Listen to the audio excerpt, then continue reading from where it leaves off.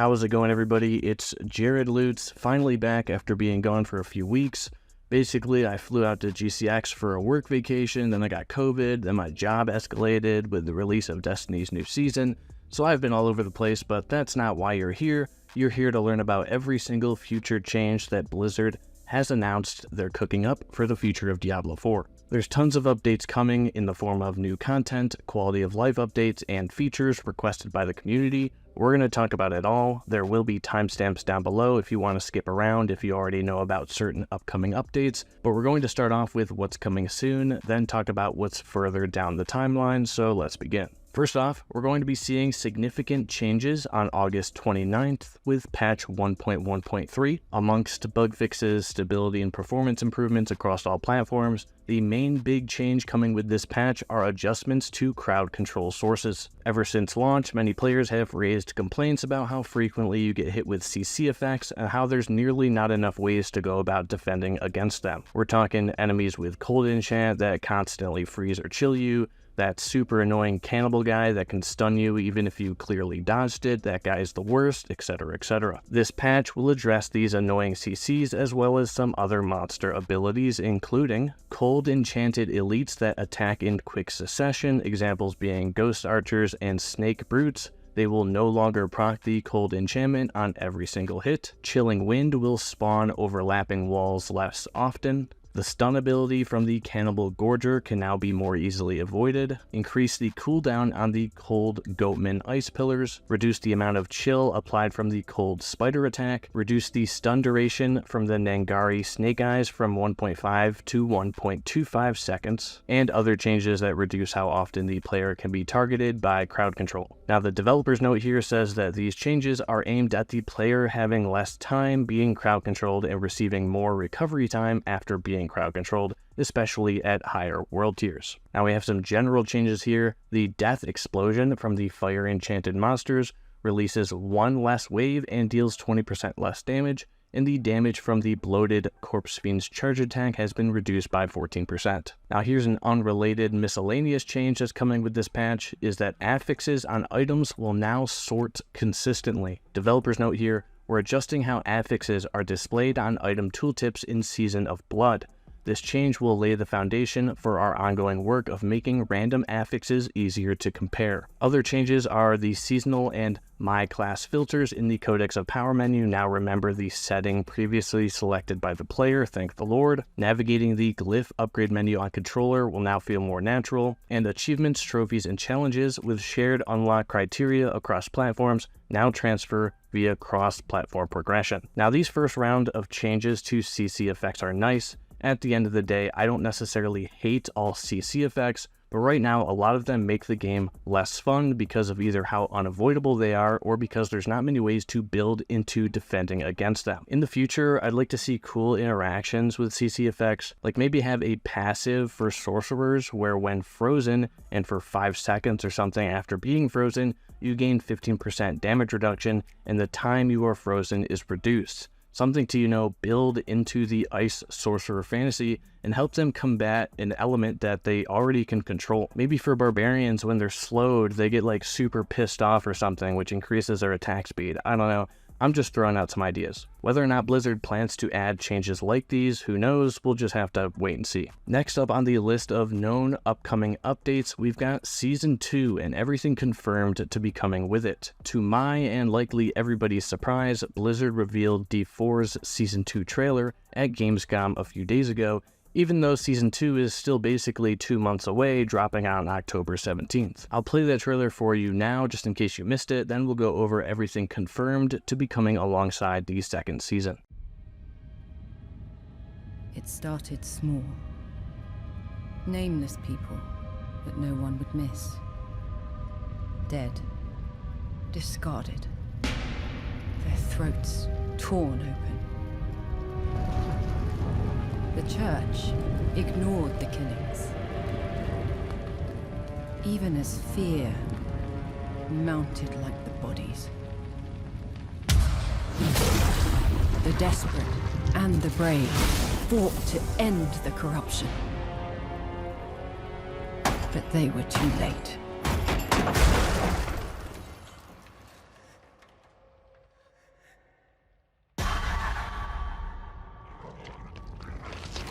changed them, killed them, brought them back, hungry. I have fought this plague a long time. We need something different. A survivor with all of their strengths and none of our weaknesses. Someone unexpected.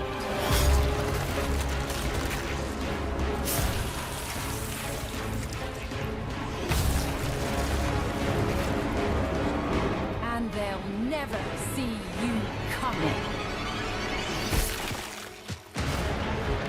Track them. Hunt them. Kill them.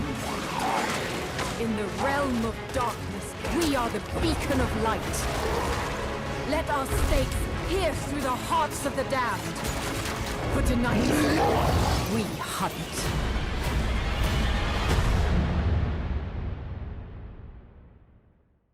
With this Season of Blood announcement came an official blog post going over a few things we can expect to see when the season launches. Season of Blood will introduce a new questline for you to uncover, vampiric powers to wield against the originators, 5 additional endgame bosses with the ability to target specific, unique, and uber-unique items as a drop, and more. Now, when they say returning foes or returning bosses, it's safe to assume they're talking about bosses from the D4 campaign, as we've seen the devs mention before that they want to bring some of those bosses into the endgame so players can enjoy those encounters throughout the lifetime of the game versus them being one-offs and exclusive to the campaign. These 5 new bosses will be added to the already existing endgame boss pool, including Varshan, the boss from this season, which Adam Fletcher confirmed will be staying post-Season 1, and that every endgame boss currently in the game and being added in Season 2 will persist even after Season 2 has concluded. So it looks like bosses that are added each season won't ever be removed from the game, which is great to hear. Now they go on to say that additionally,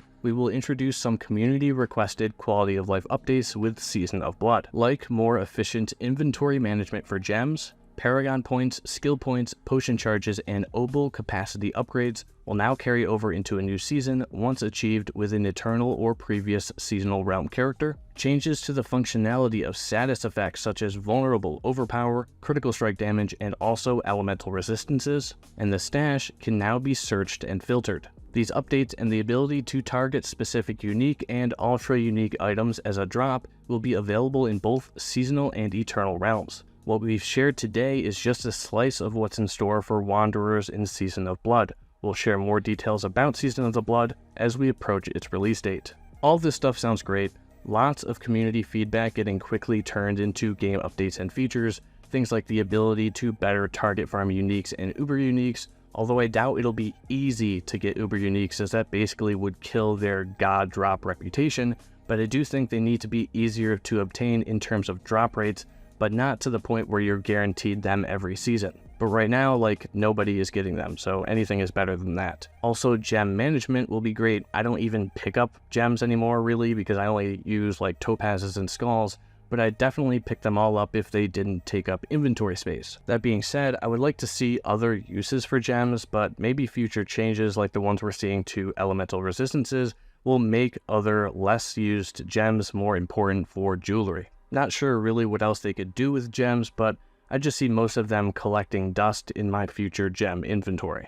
One thing I will say, having all the renown carry over starting next season is a great change that I think everyone is down for. No complaints there, and I'm interested in seeing what they actually do with elemental resistances to make them important. So far, Season 2 is looking good. I hope it's more in-depth than Season 1. I don't hate the hearts mechanic that we have right now, but this season isn't the most exciting thing and feels kind of bare bones as far as what I'd personally want a season to consist of. They have previously mentioned that Season 1 would feel weaker in terms of the amount of new content it provided because it was being developed alongside Diablo 4's final development months, so that does give me some hope for future seasons. Now let's run through some other changes that are either further out past Season 2 or have yet to be given a date at all. Changes like a leaderboard system. Diablo players have had a ladder or leaderboard mechanic in every game since Diablo 2, but right now one doesn't exist at all in D4. Blizzard knows players want some form of leaderboards, and they have previously stated that they are working on it, but not to expect it until Season 3 at the earliest. How these leaderboards will work or what activities they'll be tied to is still unknown. We also have the topic of loot filters, which is something Rod Ferguson confirmed is on their backlog of features. Obviously, things like extra stash space is a topic I'm sure they'll keep hearing about until more stash space is added. I doubt players will ever have enough stash space. It's like the same issue Destiny has with vault space. Players will always want more and more. Destiny 2 has been out for 6 years now, and the lack of vault space is still a community complaint. I expect the same will happen with D4. Same goes for more end-game content, which we also know is being worked on. Loadouts are another big feature that is asked for by a plethora of players. That way, if you want to save a build, you can save one and then easily swap between builds that you have saved in a loadout-like system. Blizzard knows that this is a want from the community and has stated that they are looking into it. I realize lots of these community requested features or quality of life updates, including the ones confirmed for Season 2, are things that arguably should have been in the game or part of the game at launch. I'm not really here to argue or shit all over Blizzard about that. I'm just honestly stoked to see quick turnaround when it comes to these things, as well as frequent communication from the devs. Let me know what changes you'd like to see for the future of Diablo 4, and subscribe for more D4 videos, including news updates, beginner guides, and more. Until next time, peace.